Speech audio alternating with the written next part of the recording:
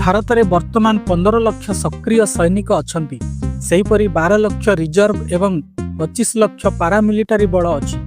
एहीपरि मोट 50 लाख रु बेसी सैनिकंक एक विराट सैन्य बाहिनी रही भारत पाखरे। अपरपक्षे पाकिस्तान रो मोट सैन्य संख्या मात्र 17 लाख। एथिरु 6.5 लाख सक्रिय थिबा बेले 5.5 लाख रिजर्व एवं आउ 5 लाख पारामिलिटारी सैन्य अछंती। यह फल जब युद्ध हुए तेबे भारत अधिक सैन्य मुतयन करिपारिबो एवं दीर्घकालीन ऑपरेशन पई सक्षम होई पारिबो। भारतर प्रतिरक्षा बजेट 79 बिलियन डॉलर, जहां पाकिस्तान रो 7.5 बिलियन डॉलर तुलना रे बहुत अधिक। भारतर जीडीपी पाखापाखि 4 ट्रिलियन डॉलर होइतिबा बेले पाकिस्तान रो मात्र 340 बिलियन डॉलर। गत किछि वर्ष भितर भारत प्रतिरक्षा क्षेत्र में अधिक खर्च करी उन्नत अस्त्रशस्त्र निर्माण करिछि ओ अमेरिका, फ्रांस